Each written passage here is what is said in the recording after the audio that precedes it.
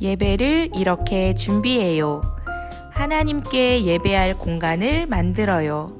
성경책, 십자가, 말씀 액자 등을 준비하여 일상의 공간을 거룩한 예배 공간으로 만들어요. 나의 생각과 마음을 준비해요.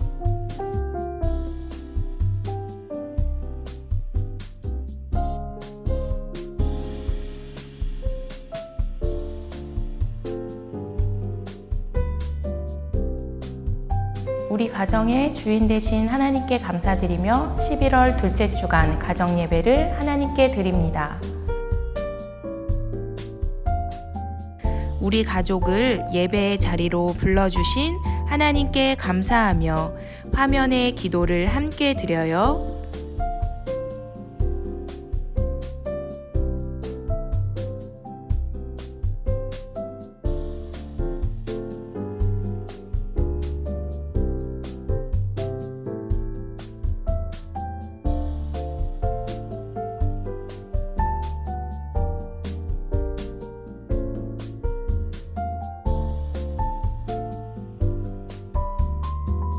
우리의 마음을 가득 담아 한 목소리로 하나님을 찬양해요.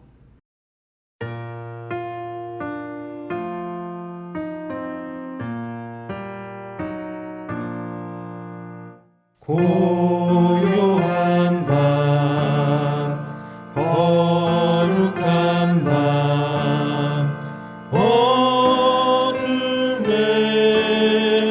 묻힌 밤, 주의 부모 앉아서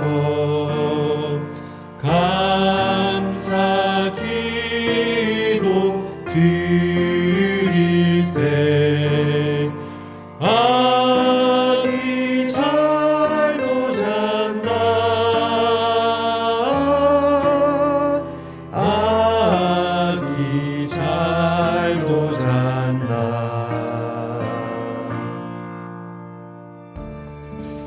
하나님의 말씀을 읽는 시간이에요. 오늘 우리 가족에게 주시는 하나님의 말씀을 기대하며 화면을 보며 한 목소리로 말씀을 읽어봐요.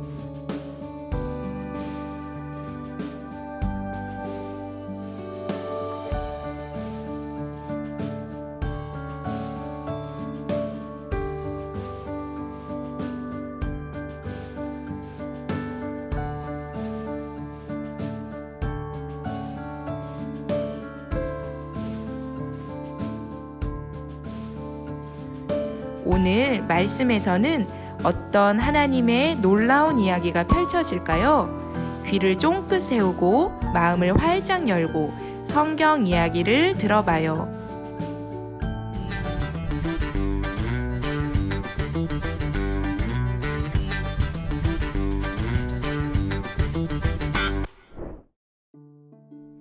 갈릴리 작은 시골 마을 나사렛. 이곳에 마리아가 살고 있었어요. 평범한 하루를 보내던 마리아에게 하나님의 천사 가브리엘이 찾아왔어요. 은혜를 입은 사람아, 기뻐해라. 주께서 너와 함께 하신단다.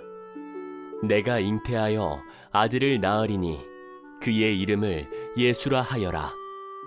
매우 놀란 마리아가 말했어요. 저는 아직 결혼도 하지 않은걸요? 당시 결혼하지 않은 여자가 임신할 경우 큰 벌을 받을 수 있었거든요. 하지만 마리아는 모든 걱정과 두려움을 내려놓았어요. 하나님께서 너와 함께 하신다. 그리고 가장 높으신 분의 능력이 너를 감싸줄 것이다. 라는 하나님의 말씀을 믿었기 때문이에요.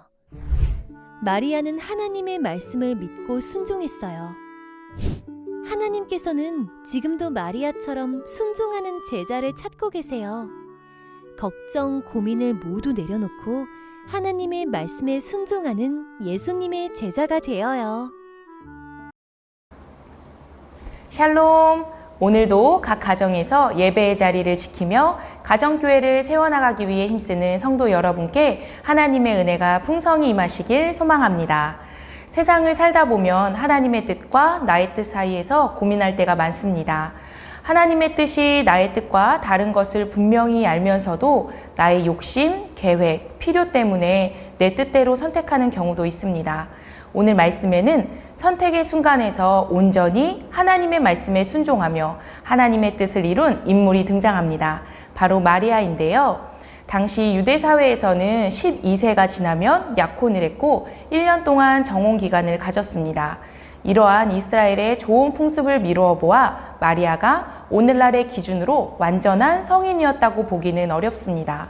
하지만 그는 하나님의 말씀에 순종하는 놀라운 용기를 보여줍니다. 당시 결혼하지 않은 여자가 임신하는 것은 율법에서 중죄에 해당하는 일이었으나 율법의 근원이자 삶을 주관하시는 하나님의 주권에 자신을 온전히 드렸기에 마리아는 그 말씀에 순종할 수 있었습니다. 결국 하나님께서는 말씀에 순종한 마리아를 통해 구원자 예수님을 이 땅에 보내주셨습니다. 이번 주는 대림절 두 번째 주간입니다. 하나님께서는 마리아처럼 우리가 하나님의 말씀에 순종하며 그분의 제자로 세워지고 하나님 나라의 사역에 참여하기를 요청하십니다. 우리로 순종하지 못하게 하는 두려움과 장애물을 극복하고 하나님의 말씀에 온전히 순종하는 가정이 되시기를 소망합니다. 하나님께서는 성경 이야기를 통해 우리 가족에게 어떤 감동을 주셨나요? 잠깐 영상을 정지하고 화면에 나오는 질문을 가족들과 함께 나누어 보세요.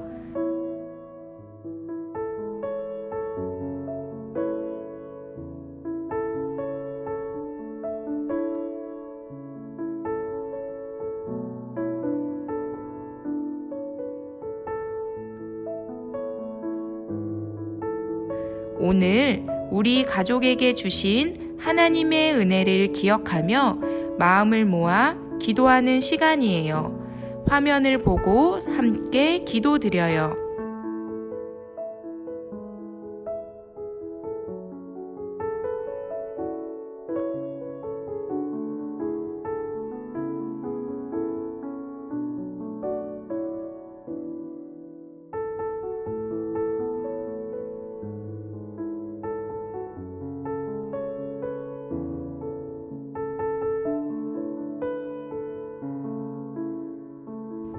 다 같이 예수님께서 가르쳐 주신 기도를 드리며 가정 예배를 마치겠습니다.